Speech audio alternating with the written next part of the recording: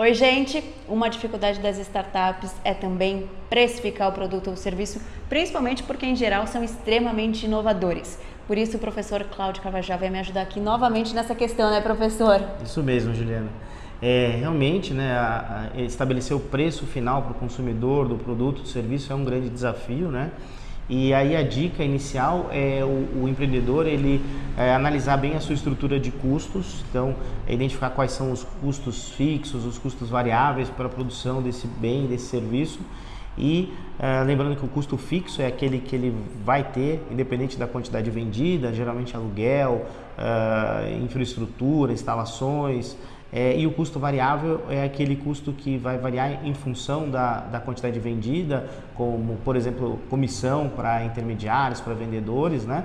E ele, fazendo essa análise da estrutura de custo, adicionando a margem de lucro que ele pretende obter com aquela venda do produto ou do serviço, ele vai ter aí uma primeira noção do preço ideal que ele gostaria de obter nesse modelo de negócio. E aí, esse mapeamento dos custos, ele vai fazer quando está desenvolvendo ainda, está produzindo, né, seja o produto, seja o serviço. Perfeito. Ainda na etapa de produção, é muito importante que o empreendedor ele se atente a obter esses dados, essas informações com relação à estrutura de custos. E é importante que a startup ela também mapeie quem são os concorrentes, quanto eles estão cobrando. Exatamente. A segunda validação é com relação ao preço de mercado, às práticas de mercado. Então, tem o preço ideal que a empresa coloca ali a margem de lucro que ela gostaria de obter. E aí ela precisa comparar esse preço final com a realidade dos seus concorrentes, que vem essa análise da concorrência que você comentou. E é fácil entender quem é a concorrência? Esse é um dos principais dificuldades quando se trata de startups de base de inovação, de tecnologia. Porque quando você está criando algo muito inovador, às vezes não fica claro quem são os seus concorrentes. E às vezes os empreendedores perguntam, né, mas outras startups, né, são os meus concorrentes? Nem sempre, né? Muitas vezes você tem um produto que é tão inovador que você vai precisar comparar com outros produtos que atendem às mesmas necessidades, mas resolvem o problema de outra forma, que a gente chama de concorrentes indiretos.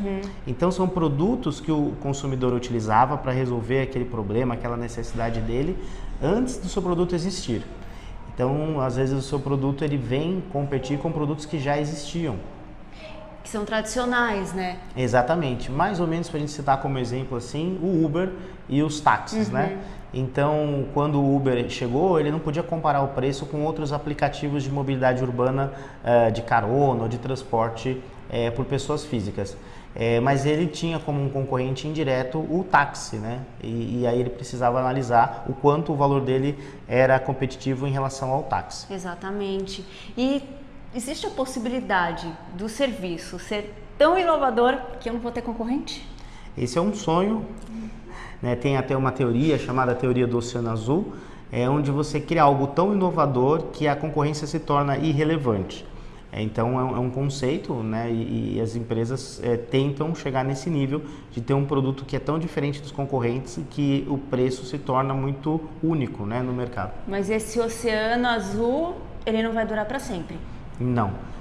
É inerente, né, dos negócios que entrem novos competidores no mercado você até tem uma vantagem de pioneirismo. Durante um tempo pode ser que você navegue nesse oceano azul, mas com o tempo é provável que outros players vão entrar com soluções semelhantes ou até soluções mais inovadoras do que a sua. E aí, professor, então, além dessa análise de concorrência e tal que o empreendedor tem que fazer, ele precisa ser organizado e planejar direitinho tudo que ele gasta, o quanto ele vai precisar de margem de lucro também para conseguir precificar, né? Exatamente, né? Então, se ele conseguir prever oscilações na estrutura de custo, médio e longo prazo, de repente decorrente da inclusão de novas tecnologias no processo produtivo, de repente porque ele consegue parcerias melhores, fornecedores melhores, ele vai ajustando essa estrutura de custo para ele poder trabalhar estrategicamente. E uma outra questão que ele deve levar em consideração, acho que na formação de preço, é o posicionamento de mercado.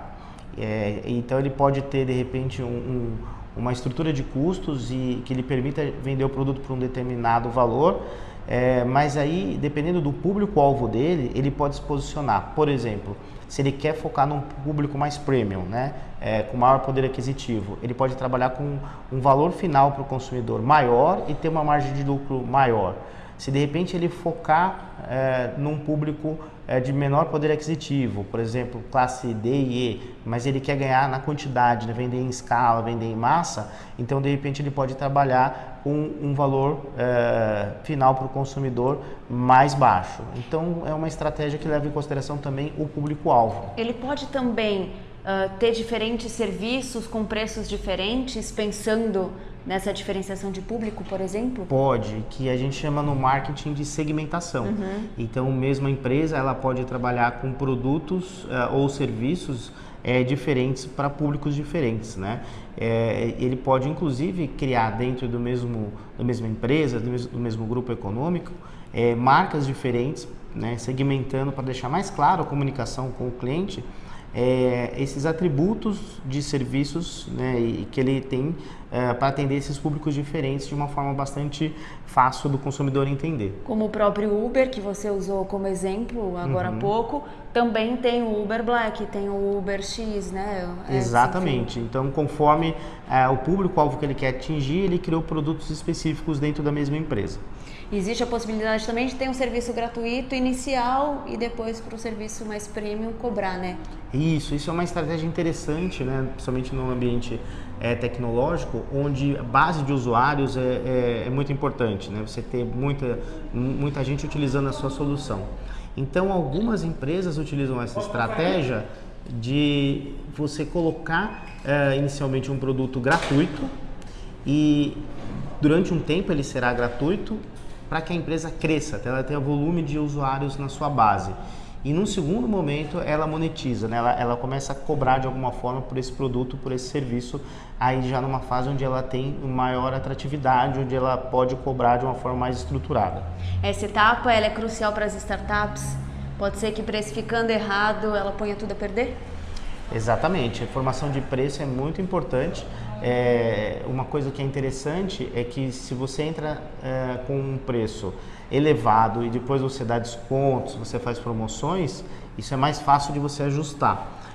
Mas quando você começa cobrando um valor mais baixo pelo produto, pelo seu serviço, e você errou na estrutura de custo, é mais difícil você repassar esse custo para o consumidor. Então, é sempre uma estratégia bastante delicada, né? Você colocar um preço de vendas, principalmente na fase inicial da startup. É isso, gente. Então, cuidado, presta muita atenção nisso. Eu vou deixar essas dicas também aqui num textinho para facilitar para quem quiser acessar, de repente fazer um checklist. Obrigada, viu, professor, por toda a ajuda e até mais, gente. Eu que agradeço aí, viu? Um abraço.